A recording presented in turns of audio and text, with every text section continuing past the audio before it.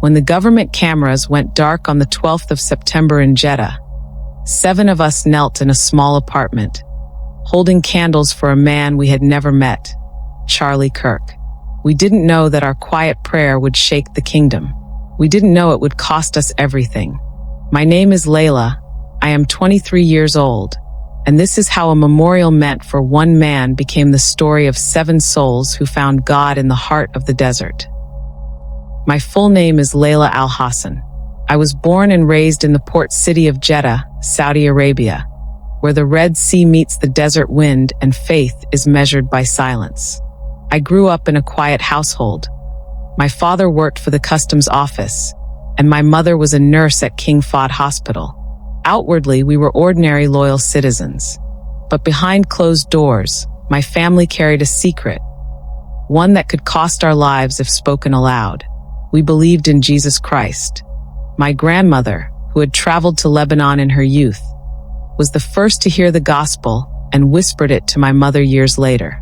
That quiet seed of faith passed through our family like an underground river, invisible but alive, giving us peace even when fear filled the air outside our home. When I was 15, I met other believers through a friend who worked at a small import store owned by an Egyptian Christian. That meeting changed everything. Over time, our small circle grew to 7 members, 3 men and 4 women, all of us in our 20s, all walking carefully through a world that could not tolerate our faith. We met secretly in a rented apartment on the outskirts of the city every few weeks. No crosses, no singing loud, no visible signs. Only whispered prayers and hidden Bibles brought from abroad by travelers who risked everything. We called ourselves the 7 Lamps, inspired by the verse in Revelation that spoke of God's Spirit burning even in darkness. In that fellowship, I found a family stronger than blood, bound by the promise that even if the world rejected us, heaven still knew our names. On September 10th, 2025, the day that would change our lives forever, news broke about Charlie Kirk, the American Christian activist who had been shot while speaking at a university in Utah. I remember seeing the headline flash across an online feed through a hidden VPN connection. The words struck like thunder. Charlie Kirk assassinated at Utah Valley University. At first, I thought it was fake news, another rumor. But within minutes, more details poured in. He had been shot in the neck and died at the hospital. My hands trembled as I read. Charlie had often spoken boldly about faith and courage in the face of hostility. To many of us in underground churches, he was a symbol of someone who dared to speak what we could not. His death felt like the death of a friend we had never met, but whose words had strengthened our hearts. That evening, I met with the others in our small group chat, a carefully coded digital space we used through encrypted messages. Everyone was shaken. He was brave, Miriam wrote. He spoke when silence was safe. Another, Yusuf, replied. Then we must pray for those like him, and for courage to stand. We all knew how dangerous such discussions could be, even online. But something about that night felt sacred. We decided that the coming Friday we would gather, not in mourning alone, but to honor Charlie's testimony of boldness. It was not rebellion against our country. It was an act of remembrance before God. We would meet, light candles, and pray for revival among believers who were afraid to speak the name of Jesus. None of us imagined that this small act of faith would soon turn into a death sentence. On Friday evening, as the call to prayer echoed from the minarets across Jeddah, I walked quietly through narrow alleys to the apartment where we met. It was a modest 2-room space owned by a Filipino brother named Kareem, who worked in a maintenance company. Inside, the curtains were drawn tight, the air cool from a small fan, and 7 of us sat on a rug arranged in a circle. We placed a small photo of Charlie Kirk printed from an online article at the center of the rug. Around it, we set 7 white candles, one for each of us, representing courage, faith, endurance, hope, love, mercy, and truth. When the last candle was lit, the room glowed softly, and for a brief moment, it felt like heaven had leaned close to earth to listen to our whispers. We began to pray. Our voices were gentle, almost trembling, as we thanked God for Charlie's courage and asked him to strengthen believers everywhere who faced persecution. We sang quietly, a soft hymn translated into Arabic that my grandmother once taught me. Even if they chain my hands, my heart belongs to you. The sound was barely audible beyond the room's walls, yet it filled the air with peace. I remember closing my eyes and seeing Charlie's face in my mind. Someone who had spoken freely in places where we could not. Someone who had died for truth.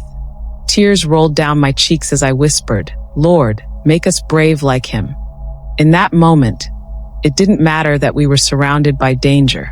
It didn't matter that outside, the world would call us traitors. What mattered was that our hearts were united in faith, and we believed heaven could hear us. But outside that small apartment, someone else was listening. The apartment next door belonged to a middle-aged man who had long suspected Kareem of being different. He worked for the local religious authority and often watched visitors coming and going. That evening, as he passed by the door, he noticed a faint light under the curtain and heard soft voices. Curious, he leaned closer and caught fragments of our prayers, words like Jesus, faith, and truth. Alarmed, he stepped back and pulled out his phone. Within minutes, a report was sent to the local security office, describing what he called a secret Christian meeting spreading Western ideology. We inside had no idea that the knock of judgment was already on its way toward us. As we prayed, I felt a sudden chill though the room was warm. It was as if the air itself shifted. Miriam stopped singing mid-verse and looked toward the door. Kareem frowned, whispering that he thought he heard footsteps on the stairs. We froze, the candle flames flickering in silence. My heart pounded so loud I could hear it in my ears. Then came the first knock, heavy, deliberate, echoing through the corridor. No one moved. A second knock followed, louder this time, followed by a man's voice barking in Arabic. "Open the door." Religious authority. The room filled with panic. Yusuf grabbed the small photo and blew out 2 candles. Another sister, Fatima, began gathering the Bibles into a cloth bag. I stood rooted to the spot, my hands shaking uncontrollably. The knocks turned to pounding, the wood creaking under force. By order of the Commission for Promotion of Virtue and Prevention of Vice, "Open now." Kareem looked at us, his face pale. "Say nothing," he whispered. "Whatever happens, say nothing." But before he could finish, the door burst open. 3 men in dark uniforms stormed in, followed by 2 armed officers. Their flashlights cut through the darkness, blinding us. "On your knees," one shouted. The candles rolled across the floor as boots stomped them out. The smell of wax and fear filled the room. They seized our phones, tore apart cushions, and pulled down the curtains. One officer held up the printed photo of Charlie Kirk and shouted, "Who is this? Who brought this American here?" No one spoke. They grabbed Kareem first, twisting his arms behind his back. Another officer pointed to the circle of melted candles and said coldly, "You think you can worship a foreign god in this land? You will answer for this." They ordered us outside into the corridor, forcing us to line up against the wall. Neighbors peered from half-open doors, whispering and filming quietly with their phones. I could feel my face burning with shame and fear. My mind raced through prayers I had memorized since childhood. "Even though I walk through the valley of the shadow of death, I will fear no evil." The officers questioned each of us briefly, asking our names, our jobs, our families. I told them I worked at a tailoring shop near Al-Balad. When they asked what we were doing, Kareem replied softly, "We were praying for peace." The leader sneered. "Peace? For who?" "For the man who insulted Islam in America." His words sliced through the air. It was then I realized that they knew about Charlie Kirk. They had seen the news too, but not as a tragedy. Rather, as a warning to those who followed his message. Within minutes, we were handcuffed and led down the stairs, past the growing crowd. The night air smelled of dust and diesel, as we were pushed into a black van waiting by the curb. No one spoke. The sound of the door slamming behind us felt like a seal closing on our freedom. I looked through the narrow bars on the window and caught a glimpse of the city lights fading as we drove away. My heart was heavy, not only with fear but with confusion. We had gathered only to honor the memory of a man whose courage inspired us to pray. How could such a small act bring such wrath? Yet deep inside, I felt a strange peace whispering that even in this darkness, God was still writing our story. That night, as the van carried us into the unknown, I whispered a final prayer beneath my breath. Lord, if this is how we must testify, give us the strength not to deny you. The ride in the black van felt endless. None of us spoke, not even in whispers. The sound of the tires on the road was the only noise between us and the armed men sitting opposite. The air inside smelled of metal and sweat. My wrists burned from the tightness of the cuffs. I could feel Miriam trembling beside me. Yusuf's lips moved silently, his eyes closed, praying. The guards spoke little Arabic, but carried themselves with a rigid confidence. Soldiers of authority trained to see fear as guilt. Through the small barred window, I saw the lights of Jeddah fading into the distance until nothing was left but the black horizon. My heart pounded not only with fear of what awaited us, but with grief. The candles, the photo, the hymn, they were gone, trampled and destroyed. All that remained was the echo of a prayer that now felt too dangerous to repeat. After nearly an hour, the van turned sharply and slowed. When the doors opened, the sudden brightness of floodlights blinded us. We were in what looked like an isolated compound surrounded by high walls topped with barbed wire. The sign near the gate read General Directorate for Religious Security. The guards shouted for us to move. We stumbled out, barefoot, our belongings confiscated. The night was cold, the ground rough beneath our feet. Inside the building, corridors stretched in silence, broken only by the echo of boots and keys. They separated us immediately. Men to one side, women to another. As they led me down a hallway, I glanced back and saw Kareem's face for the last time that night. His mouth moved as if to say, "Stay strong." It was the only light in that moment of complete darkness. I was taken into a narrow room with a steel table and 2 plastic chairs. A single bulb hung from the ceiling, casting shadows that danced across the walls. A man in a gray thobe and black vest sat across from me, flipping through a small notebook. "Your name?" he asked without looking up. "Layla," I replied quietly. "Full name?" he demanded. I hesitated before answering. He nodded, scribbled something, then said, "Occupation?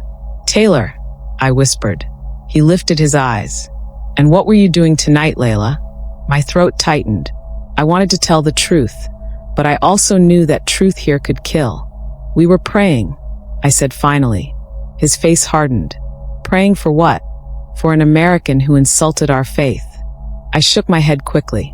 "No, sir. For peace, for courage, for those who suffer." He slammed his hand on the table, shouting, "Don't lie. You think we don't know why you gathered?" The door opened, and another officer entered carrying a black bag. He placed it on the table and pulled out our confiscated items. Our phones, the small Bibles, the printed photo of Charlie Kirk, and melted candle remains. "Evidence," he said coldly. "This is your Christianity." He turned to me. "Who organized this? Who told you to meet?" I kept silent. My heart prayed desperately. "Lord, give me the strength not to betray anyone." He leaned closer, his voice low and venomous. "You think God will help you here? He won't. The only mercy you'll find is from us, if you speak." I lowered my head, tears spilling despite my effort to stay calm. He mistook my silence for defiance and motioned to the guard. They pulled me up, handcuffed me to the chair, and left me under the glaring light for hours. The bulb hummed, and fatigue blurred my thoughts. Only one prayer repeated endlessly in my mind. "Jesus, don't let me be afraid." Morning came without sunlight. In the underground holding cells, time no longer moved. I could hear faint cries from distant rooms. Kareem's voice once, Miriam's another time. Every sound pierced my heart. At intervals, they dragged one of us out for questioning and returned them weaker, silent, sometimes trembling. When Yusuf came back, his shirt was torn and his eyes red. "They asked about our leader," he whispered. "They want names."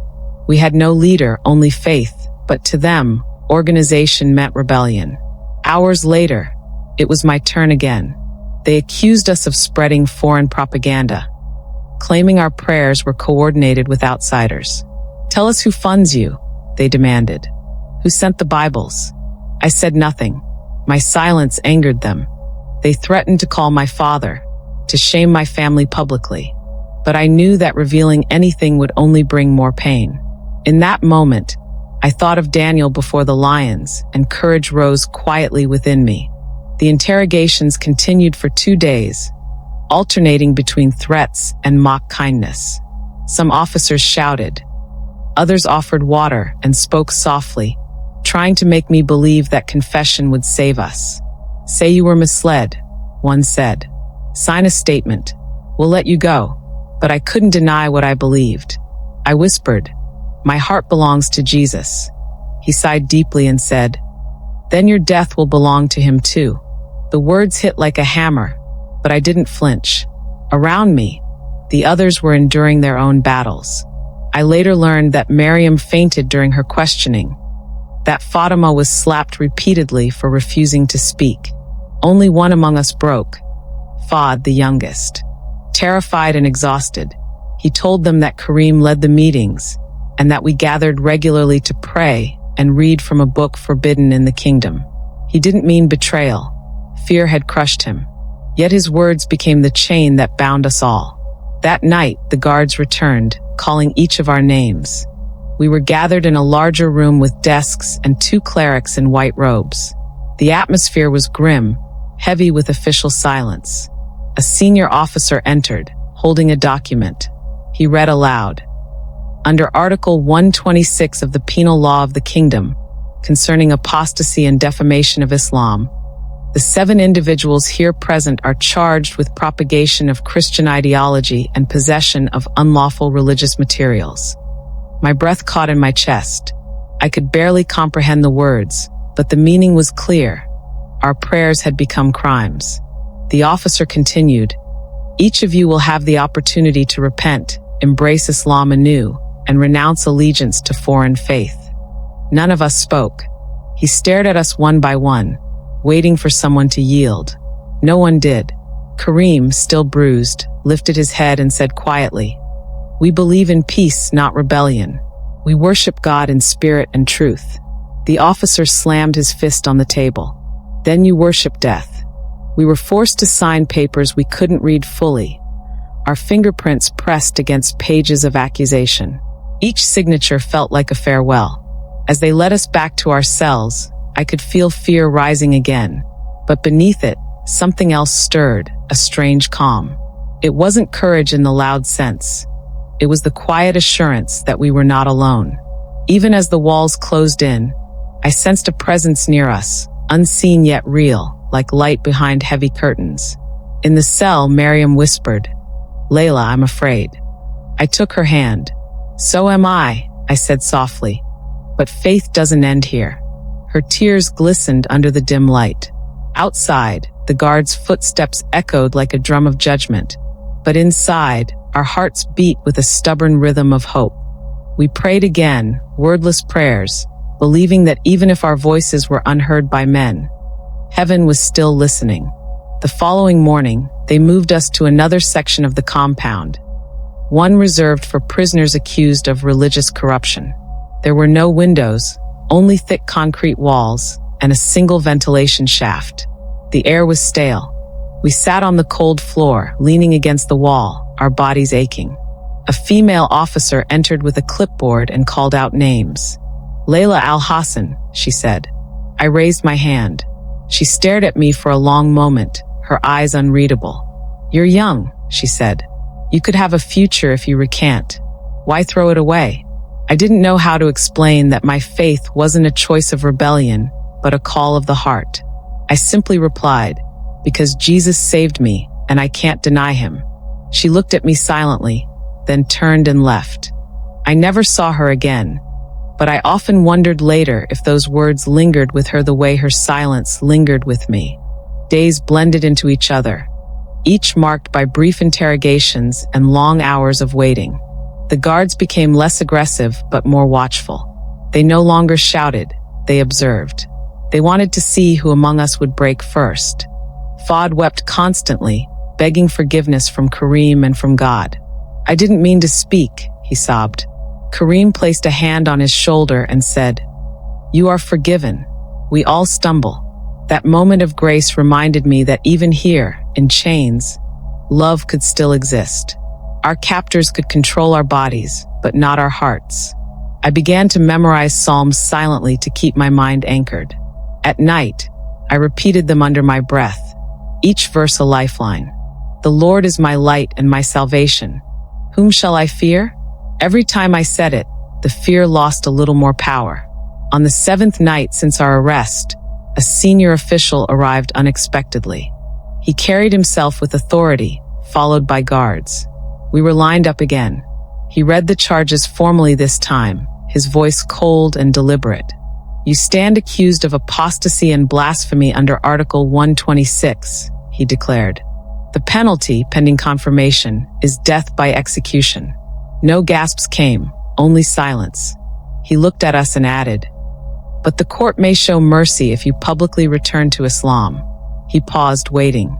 No one moved. Kareem raised his eyes and said, "We were born into fear, but we found truth. We cannot renounce truth for safety." The officer's face hardened. "Then you have chosen your fate," he said, turning to leave. As the heavy door closed behind him, I felt a strange warmth fill the cell, a peace that made no sense. We had just been told our lives might end. Yet deep within, I knew that something greater than fear had already begun. That night, as we lay in the darkness, the sound of the wind outside whispered through the vents like a distant hymn. I thought of Charlie Kirk again, the man whose courage had inspired our small gathering. He had spoken boldly in public and paid with his life. Now, in a hidden prison thousands of miles away, 7 nameless believers faced the same truth. Faith has a price. Yet even as tears filled my eyes, I realized that courage is not loud. Sometimes it's the quiet decision to hold on when everything says let go. Before sleep took me, I whispered one last prayer, not for deliverance, but for faith to remain until the end. "Lord, if this is the path you've chosen, walk it with us." In that silent room of captives, heaven felt closer than ever before. The morning after the official's visit began with footsteps echoing through the corridors. The sound was different, measured, orderly, final. The guards moved with purpose, as if preparing for something long decided. One by one, they opened the cell doors and ordered us to stand. "You will face the court today," one of them said. His tone was firm but not cruel. We had no idea what kind of court awaited us. They gave us plain beige clothes to replace our torn garments, a gesture that felt more symbolic than merciful. I remember touching the rough fabric and realizing how small I felt in that moment. One woman among 6 others, each clinging silently to faith. As they led us through the corridors, I tried to count my steps, as if numbers could steady my trembling hands. Every step brought us closer to judgment, but strangely, fear no longer ruled my heart. The vehicle that carried us from the compound drove for hours through an empty landscape of sand and sky. The sun glared like an unblinking eye, and waves of heat shimmered over the horizon. We passed small military checkpoints, then long stretches of desert where not a soul was in sight. It was as if the earth itself had turned its face away from what was about to happen. None of us spoke. Kareem sat beside me, his wrists bound, eyes closed in quiet prayer. Miriam's lips moved softly, reciting verses from memory. When we finally stopped, a large beige building loomed ahead, surrounded by fences and guard towers. The sign outside read, "Ministry Court of Religious Integrity." My heart sank. This was not a place for justice. It was a place for decisions already written. The guards opened the door, and we were led into a hallway cooled by harsh air conditioning that could not erase the tension in the air. Inside the courtroom, silence reigned. The room was simple. White walls, a wooden platform, and 3 men seated behind a long desk. The presiding judge sat in the middle, an elderly man with a long gray beard and a calm, unreadable face. On either side of him were two clerics in white robes, their eyes sharp, their expressions rigid. No defense lawyer stood waiting for us. No one spoke for us. In front of the bench, 7 wooden chairs were arranged in a row. The guards gestured for us to sit. My knees felt weak as I lowered myself into the chair, the cuffs still biting into my wrists. The judge began to read aloud from a folder, his voice measured and deliberate. 7 individuals, he said, found in possession of Christian materials, participating in unlawful worship, and expressing allegiance to foreign religious figures hostile to Islam. His gaze lifted briefly. Do any of you deny these charges? No one answered. The silence was heavy, like the air before a storm. The judge continued. You are given one final opportunity. If you renounce these lies, declare the Shahada, and return to the truth of Islam, you may yet live. He paused, looking from face to face.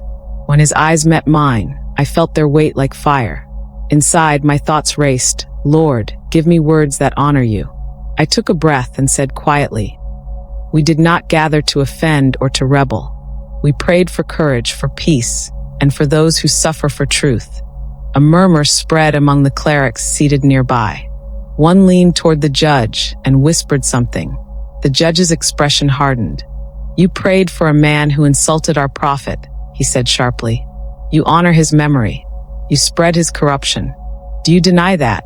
I lifted my eyes, trembling but firm. We honored courage, not insult. We honored faith that stood when others were afraid. Kareem spoke next, his voice rough but steady. Your Honor, we meant no harm to this nation. We love our people, but faith cannot be commanded by law. The cleric on the left struck the table with his palm. Blasphemy, he shouted. They refuse the truth.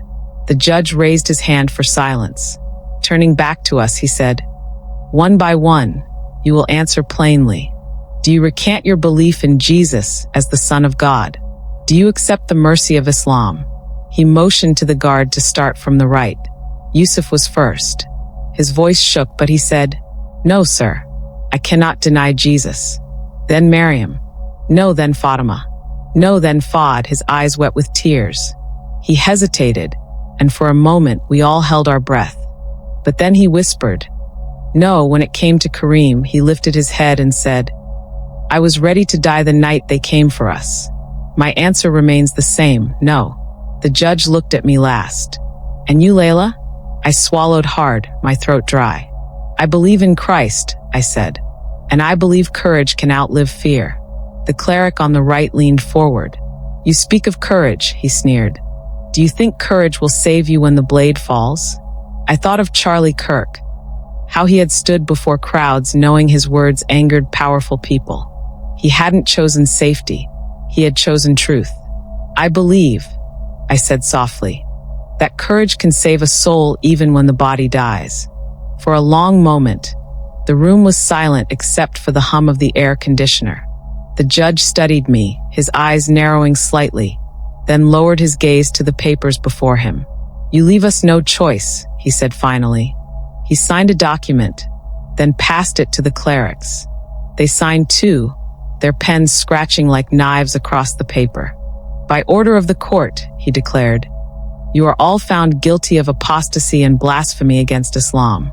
The sentence is death by beheading, to be carried out publicly in 1 week's time. The words hung in the air like a heavy curtain.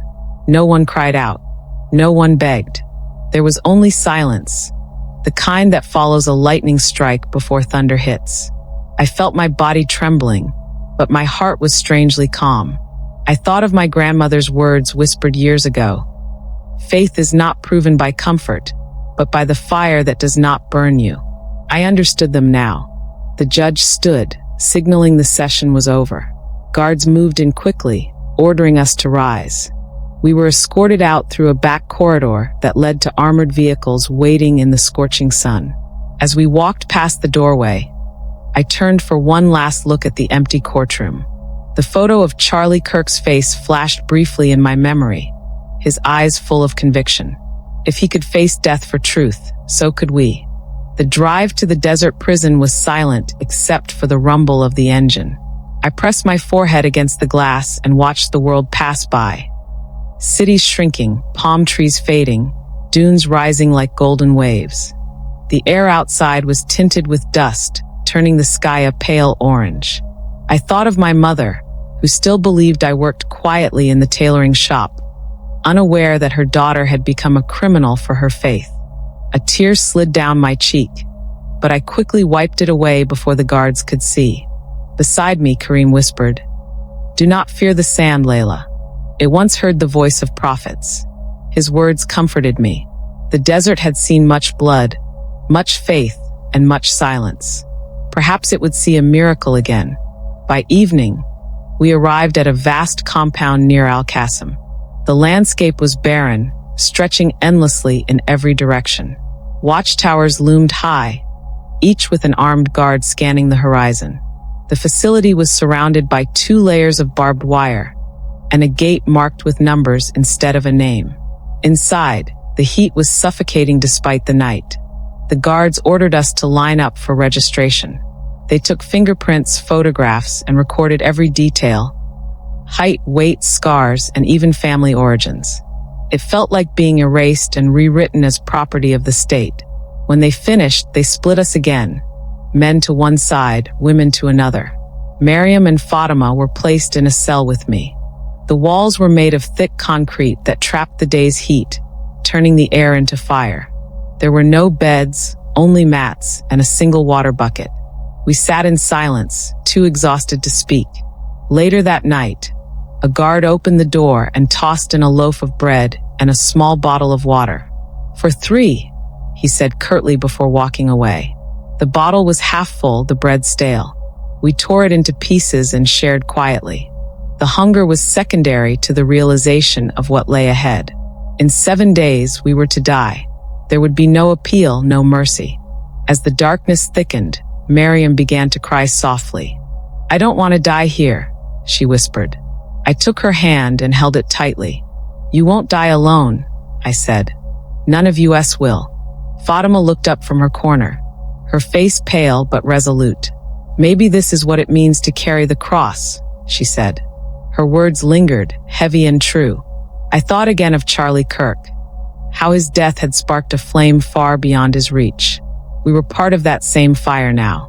The days that followed were slow, marked by routine checks and endless heat. Guards came and went, sometimes shouting insults, other times saying nothing at all. They wanted us to fear the coming day, to crumble before the sentence. But something inside me had shifted. Fear no longer controlled me. It had burned away, leaving only a deep peace. I began to hum quietly at night, the same hymn we had sung at the memorial. "Even if they chain my hands, my heart belongs to you." The sound comforted us. One evening, as the sun sank behind the dunes, casting a red glow through the tiny vent in the wall, I whispered, "The Lord is near." Mariam nodded. "He was near when Charlie died," she said softly. "He will be near when we do." The desert outside was silent, but I felt that heaven was listening. By the 6th day, the air in the prison grew heavy with anticipation. Guards avoided eye contact, speaking in low voices. The execution was to happen at dawn. I spent that night awake, watching the faint light on the ceiling flicker. My thoughts drifted to everything I had loved. The smell of my mother's cooking, the sea breeze at Jeddah's shore, the laughter of my friends. Then I remembered the night of the memorial, the candles burning softly, the feeling of peace that had filled the room before the door broke open. That peace was still here, untouched by bars or threats. I realized then that faith was not a place or a gathering. It was the presence of God that no one could confiscate. When the first light of dawn entered through the vent, I whispered, "If this is my last sunrise, let it find me faithful." As the guards approached, their keys jingling faintly, I closed my eyes and prayed. "Lord, if courage is the last gift I can give you, let it be enough." The door opened and the desert wind rushed in, hot, dry, endless. It smelled of dust and freedom, of endings and beginnings. I rose to my feet, ready to face whatever came next. The road of judgment had led us here, but I knew this was not the end of the story. It was only the beginning of the miracle we had not yet seen. The truck rolled slowly into the inner yard of the prison as the sun reached its highest point. Waves of heat shimmered on the asphalt, and even the guards squinted under its brightness. We were ordered out and marched through a narrow metal gate into a section marked only by numbers. The air smelled of rust and dry earth. Inside, the hallways were lined with steel doors that held the heavy silence of hidden lives. There were no windows, only vents high in the walls that let in scorching wind during the day and cold drafts at night. When the door of our cell shut behind us, the sound was final, like a stone sealing a tomb. The floor was bare concrete, the ceiling low, and the air so still it felt like breathing in dust. Sweat clung to my skin. Even the dim light bulb above flickered weakly as though it, too, was weary of the place. The cell was built to break a person's sense of time. Without windows, day and night blurred together. We measured hours by the footsteps of guards outside, or by the way the heat swelled, and then receded, never truly gone. The mats on the floor were thin and smelled of damp cloth. Water was rationed to a single bottle for the three of us, delivered irregularly. Food came in dented metal trays. A handful of rice, sometimes a few beans, nothing more. It was not enough to keep strength, only enough to keep breath. The guards spoke little except to bark orders. Cameras hung in the corners, silent eyes recording everything. Even in the stillness, we felt watched, measured, and weighed. The desert sun beat against the walls until the air itself seemed to hum. We sat close together, our backs against the wall, whispering prayers too soft for the microphones to catch. At night, when the compound's noise faded to a low murmur, we began our ritual. We would lean close, heads almost touching, and recite verses from memory. Snatches of psalms, fragments of the Gospels, promises passed down by our parents and grandparents. Without Bibles, our minds became the pages, our hearts the ink. Miriam remembered whole chapters, her voice trembling but clear. Fatima knew the hymns her father had taught her long ago, though she barely dared to hum them. I added what I could, Psalm 23, John 14, and the Beatitudes. Together, our whispers were like drops of water in a desert. The guards heard only murmurs. But to us, each verse was a lifeline tying us to a world beyond walls. We prayed for courage, for strength to endure the heat, for peace to meet death without fear. We prayed for those outside, for believers in hiding, for our families who might never know where we were. Sometimes, as I prayed, my thoughts drifted back to my childhood. I would see my grandmother sitting on the old wooden stool in her kitchen, her hands busy with bread dough as she whispered stories of miracles. She spoke of Daniel in the lion's den, of Peter walking out of prison led by an angel, of Jesus calming the storm with a word. She would lean close, her eyes bright, and tell me, "Layla, never forget, God's power is not locked by walls. Even in the desert, he sees his children." Back then, I didn't fully understand. They were just stories. But now, sitting on the hard floor of a windowless cell, those stories were no longer distant tales. They were anchors, holding me steady when everything around me shifted. I clung to them like lifelines, repeating them under my breath until they became part of my own heartbeat. Days passed with little change. The heat inside the cell grew so intense that our skin burned against the walls. Sweat soaked our clothes, yet our mouths were dry. We learned to move slowly, conserving energy. The guards rarely spoke, but one of them began to stand out. He was younger than the others, with a tired face and a slight limp. He never shouted. When he brought our rations, he placed the water bottle gently instead of throwing it. One evening, when he thought no one was watching, he slipped an extra piece of flatbread into our tray. He didn't meet our eyes, but his gesture spoke louder than words. Miriam whispered later, "He's different."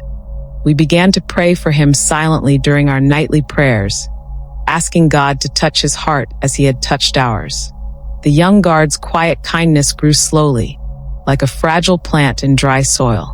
Sometimes he left a full bottle of water instead of a half. Once, when he passed by during our whispered prayers, He paused outside the door. Through the small vent, I could see his shadow linger for a moment. He didn't interrupt, didn't call another guard, didn't mock us. He simply stood still, as if listening. When he walked away, my heart raced, not with fear, but with a strange hope. Perhaps even here, in this place built to crush souls, a seed of mercy could still take root. We never spoke to him. We never thanked him aloud. But each time he left, we whispered a blessing over him. Lord, reveal yourself to this man who carries water to the thirsty. On the 5th day, the heat became unbearable. The air in the cell felt like an oven, pressing against our chests. Fatima's lips cracked from thirst. Miriam fainted briefly, her body giving way under the strain.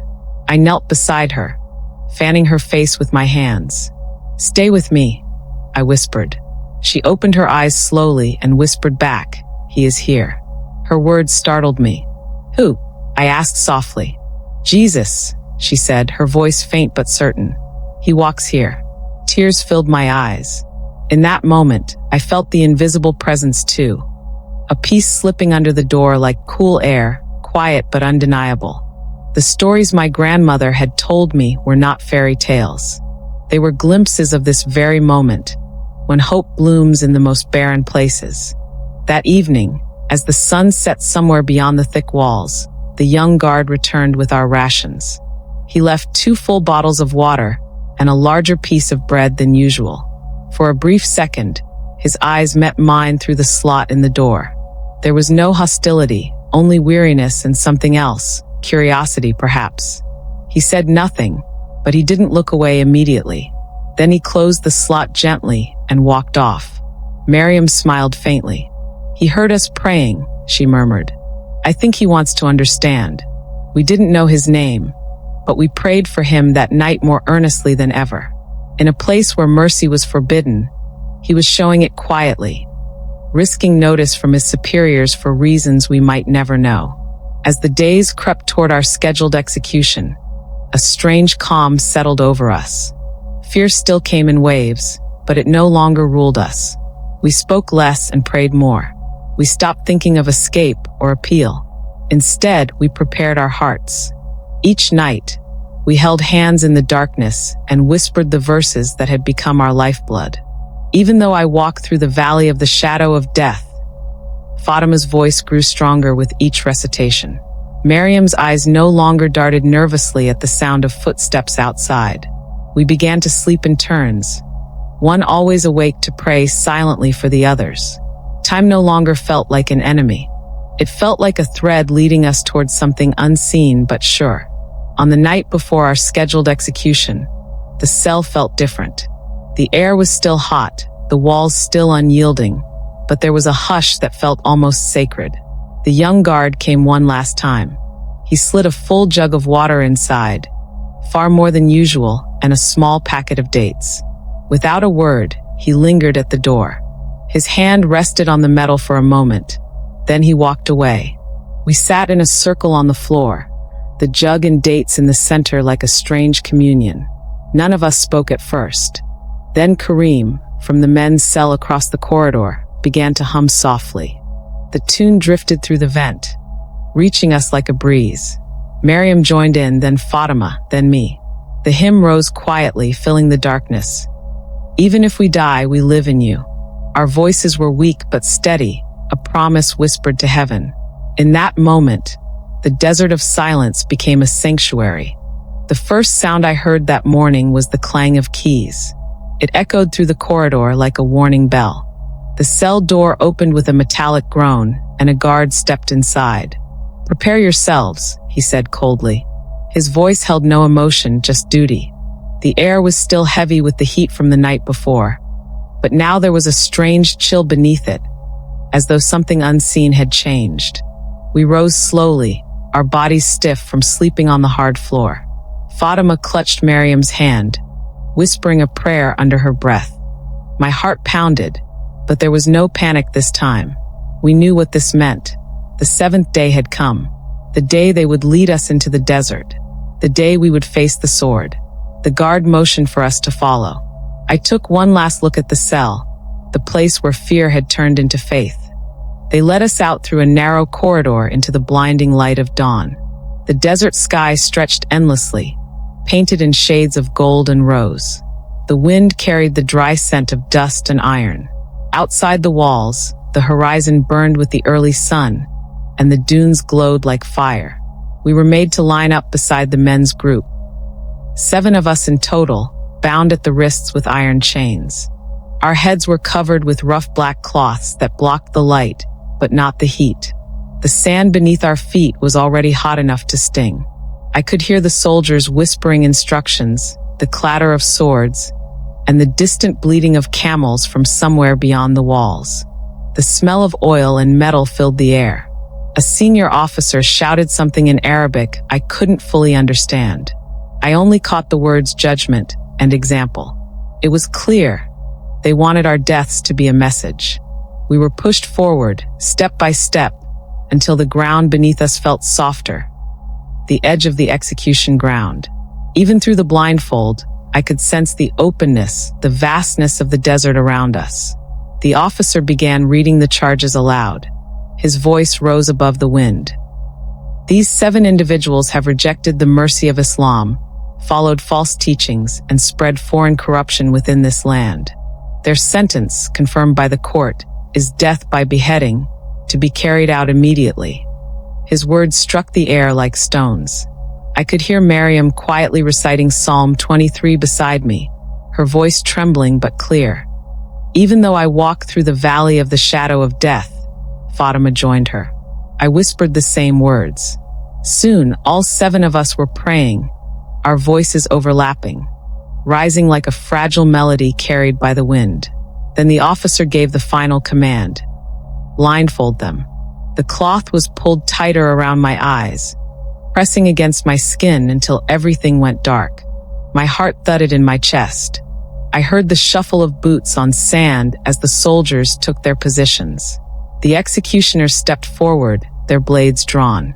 The air grew thick with silence. Then came the sound, the faint, sharp hiss of swords being lifted high into the air. In that moment, every breath, every heartbeat, every memory condensed into one thought. This is the end. But even as fear tried to rise, something deeper pushed against it. It was peace, strange and powerful. I whispered one last prayer. Lord Jesus, into your hands I give my life. The officer's voice rang out, cutting through the stillness. Strike! The sound of movement followed, boots shifting, blades poised. But before they could fall, a low rumble rolled across the desert. At first, I thought it was distant thunder, but there were no clouds in the sky. The rumble grew louder, closer, until the ground beneath us began to shake. Then came the wind. It started as a whisper, brushing across the sand, and within seconds became a roar. The air turned violent, swirling with heat and dust. I felt grains of sand sting my face even through the cloth. The soldiers shouted in confusion. The officer tried to give new orders, but his voice was swallowed by the storm. The wind howled like a living thing, tearing through the execution ground with terrifying power. I could feel the force pressing against my body, the sand biting into my skin, the air filled with the crack of tents and metal striking stone. Somewhere in the chaos, I heard the clang of swords dropping to the ground. The storm grew fiercer, the air boiling with heat. I could barely breathe, yet in the midst of it all, a strange calm settled over me. I felt the chain around my wrists tremble, then loosen. There was a metallic snap, sharp and sudden, and the weight of the iron fell away. For a moment, I thought I was imagining it, but when I tried to move my hands, they were free. I reached up and pulled off the blindfold. What I saw stole my breath. The desert was swallowed by a wall of swirling sand, so thick it turned morning into night. The executioners stumbled blindly, covering their faces. Some fell to their knees, shouting for mercy. The officer who had read the sentence was crawling toward the fence, his robe torn by the wind. The swords they had held were glowing faintly, the metal too hot to touch. I watched one soldier drop his weapon and cry out as it burned his hands. In the chaos, I felt a presence beside me, not of fear but of comfort. It was as if someone invisible stood close enough to touch. The noise of the storm faded in my mind, replaced by a still voice that seemed to rise from within the wind itself. "Fear not, for I am with you."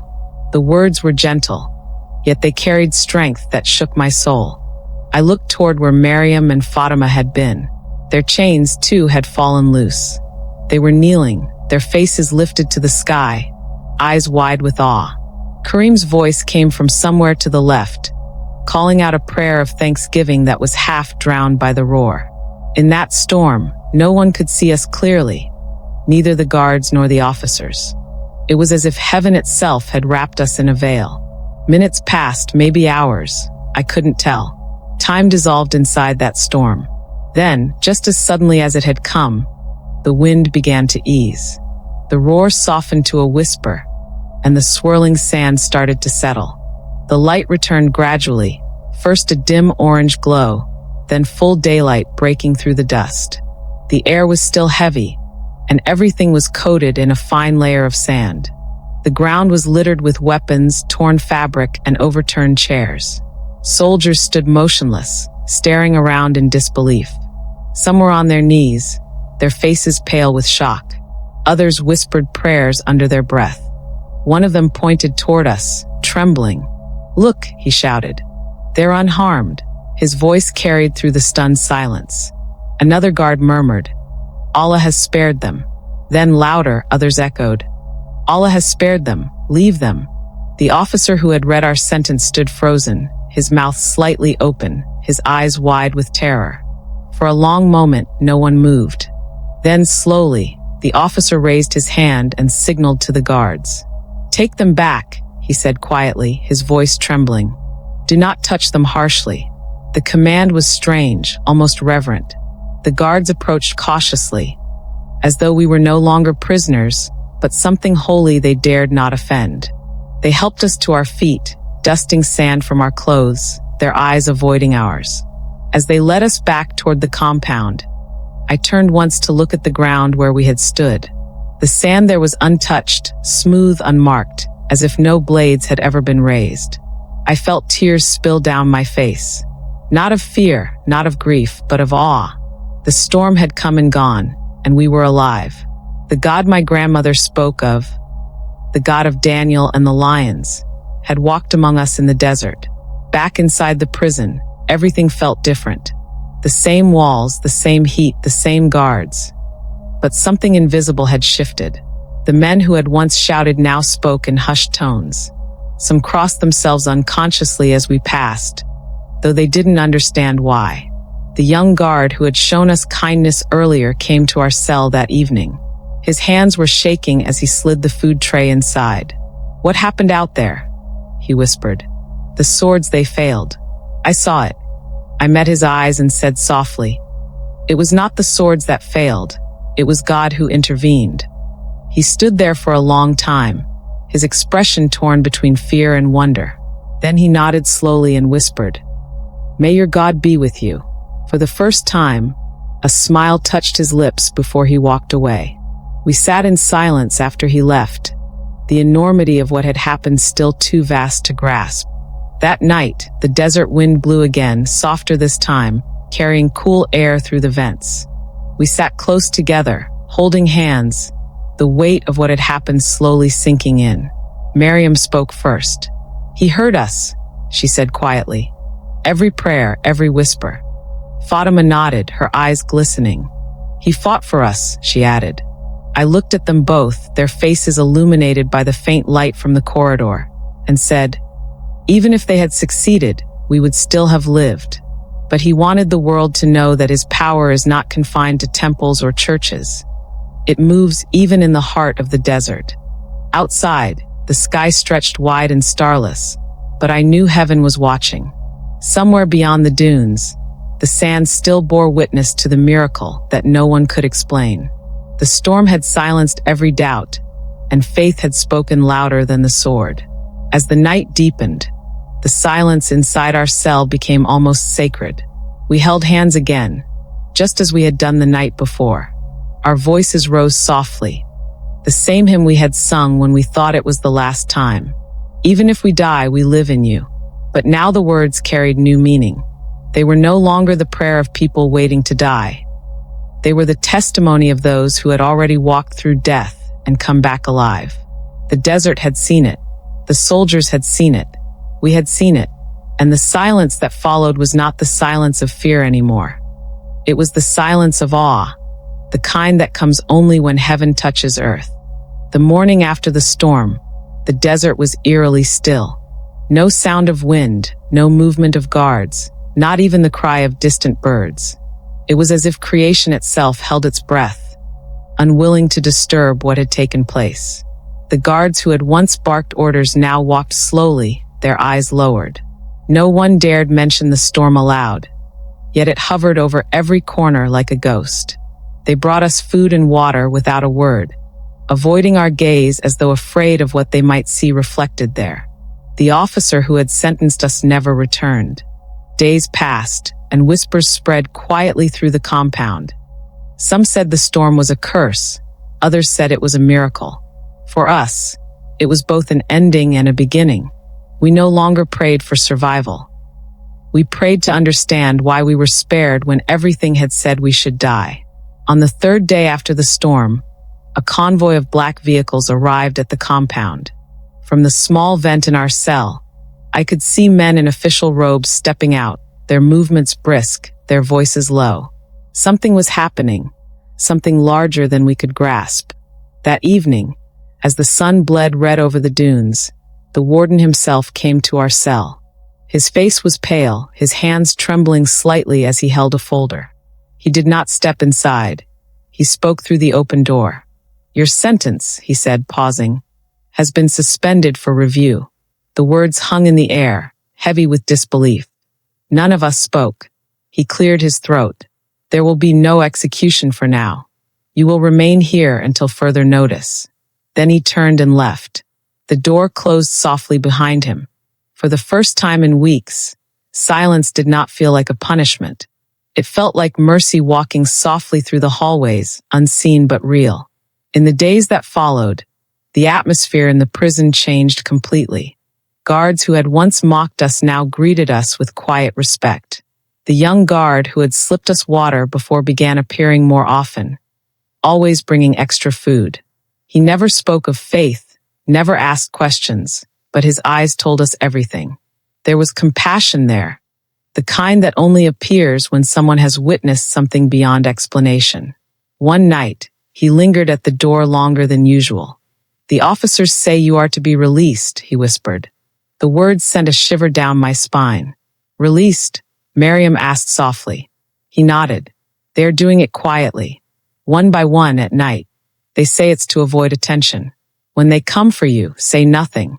Just walk." Before we could thank him, he stepped back into the corridor and disappeared into the shadows. That night, we barely slept. Every sound made our hearts race. Around midnight, the door opened, and a guard I had never seen before motioned for Miriam and Fatima to follow him. They looked back at me, fear and hope mingling in their eyes. "Go," I whispered, "he's with you." They left quietly, their footsteps fading down the hall. The door shut again, leaving me alone in the dim light. Hours passed, or maybe minutes, I couldn't tell. My mind drifted to the faces of the others, wondering if they too had been taken. Then, just before dawn, the door creaked open once more. It was the young guard. He stepped inside, holding a small bundle wrapped in cloth. "Come," he said in a low voice. "There's no time." I stood, my legs weak but ready. "Where are the others?" I asked. "Gone," he replied. "All of them. You're the last."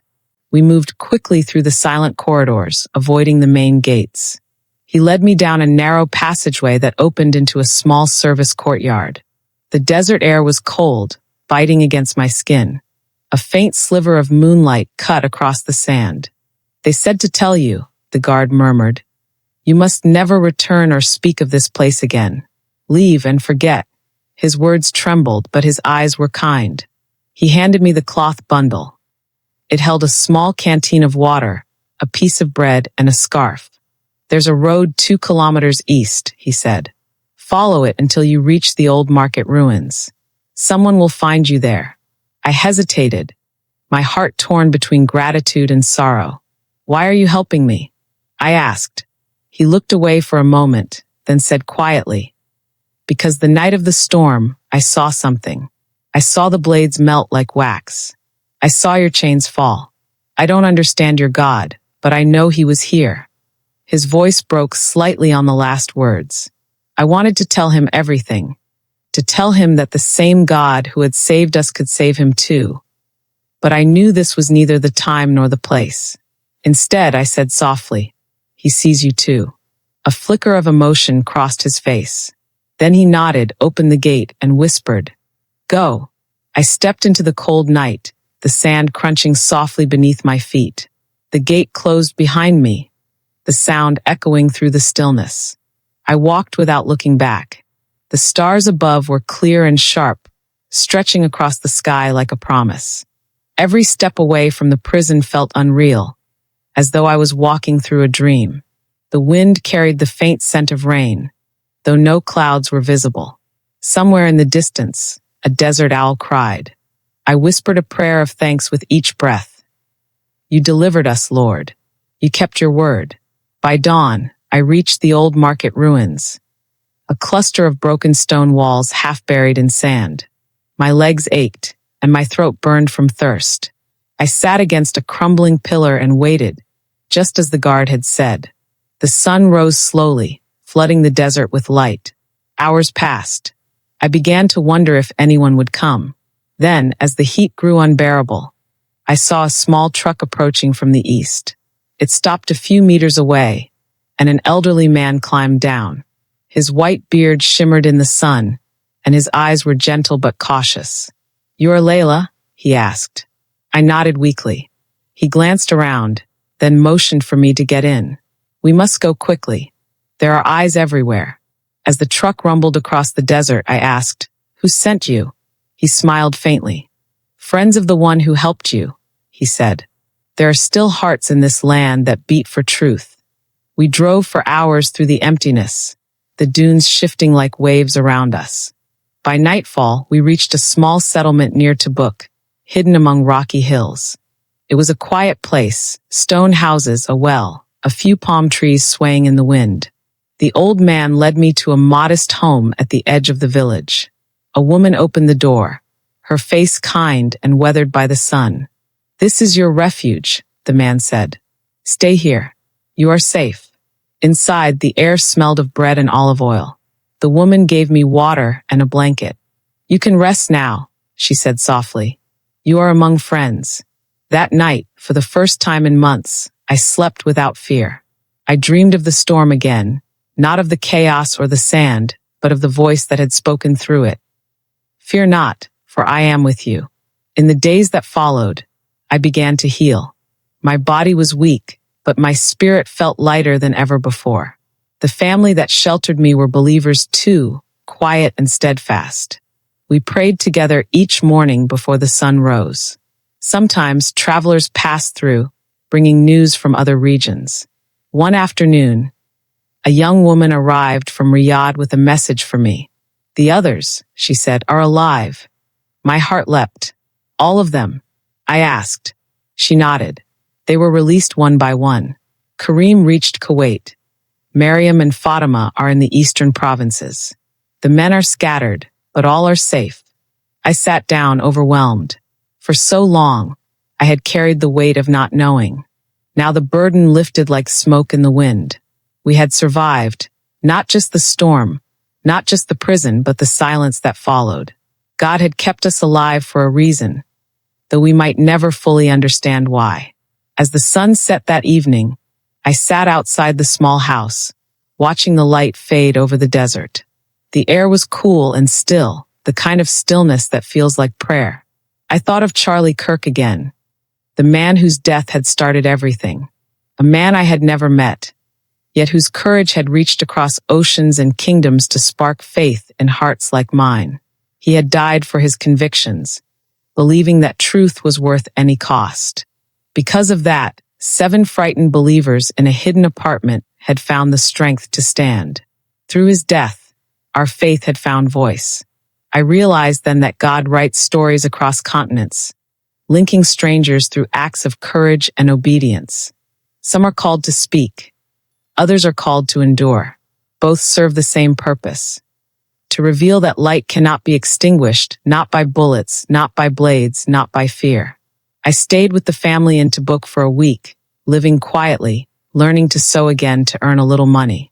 Sometimes at night, I would look at the stars and remember the storm, the heat, the wind, the chains falling. It felt distant now, almost like another lifetime, yet the memory still burned bright. I never saw the young guard again, but I prayed for him often.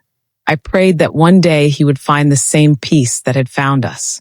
Each morning, when the call to prayer echoed from the nearby mosque, I would whisper my own prayer under my breath. Lord, may your light reach even here. In that hidden corner of the world, faith continued. Not loud, not public, but alive, breathing quietly beneath the surface, like an underground river waiting for its time to rise. On my last night in Tabuk, before moving again for safety, I stood outside and looked toward the horizon. The desert stretched wide and silent, the stars endless above. I whispered, "Thank you." Not for survival alone, but for purpose. The same voice that had calmed the storm in my soul whispered back, "Your story is not yours alone." I knew then that what had begun in fear had become a testimony, not of suffering, but of grace. The desert that once held our death sentence had become the ground where God's mercy was revealed. And as I turned to go back inside, I felt the night wind brush against my face, soft and warm, like a final reminder that even in the darkest places, mercy moves quietly, in the shadows unseen, but always there. It has been 2 weeks since I crossed the sands outside Tabuk under a moonless sky, carrying nothing but faith and a heartbeat that refused to stop. Today, I speak from a safe house in southern Cyprus, a place where the air smells of salt and the church bells echo softly across the harbor each morning. My name is still Layla, and though my body is free, my soul still trembles with the echoes of what happened in that desert. The wounds on my wrists are healing, but when the wind rises at night, I still hear the storm that saved us. The world outside moves on. News headlines have faded, flights resume, markets open. But for me, time is slower, gentler, as though God himself is giving me space to breathe before telling the world what he has done. I am not here to tell this story for attention or fame. I speak because silence would be disobedience. When heaven intervenes before your eyes, you are never allowed to stay quiet again. 3 weeks ago, I was a prisoner in a desert cell, waiting for death. Today I am breathing, walking, praying, and remembering. I tell this story so that the name of Jesus Christ will not be forgotten amid the noise of politics and headlines. Every word you hear from me belongs to him. The one who silenced the sword still reigns today. I am a living witness that his mercy is not limited by borders or decrees.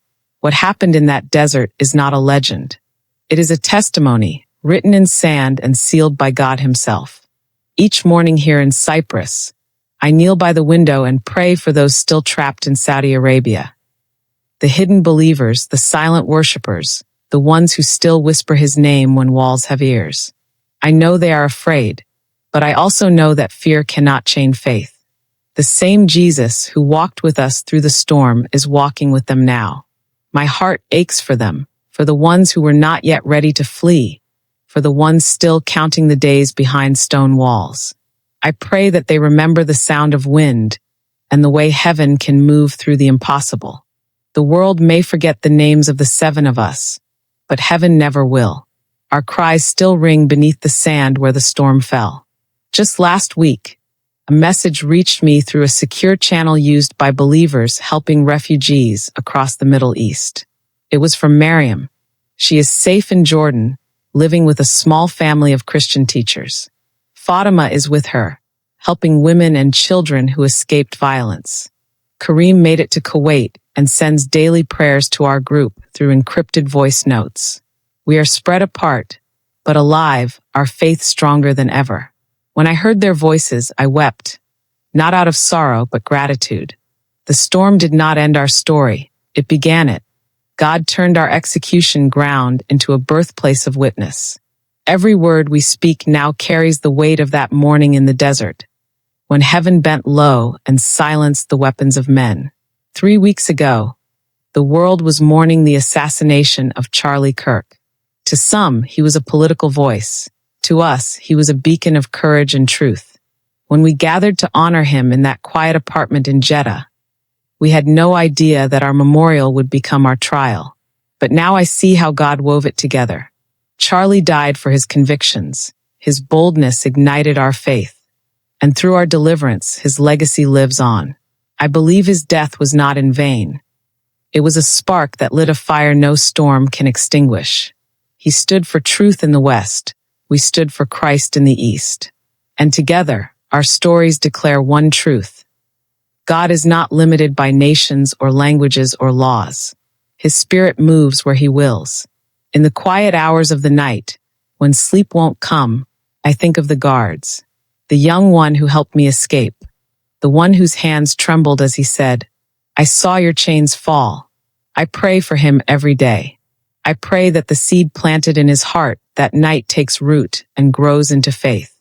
I pray for the officer who whispered, "Allah has spared them," not knowing that it was the God of Israel who moved.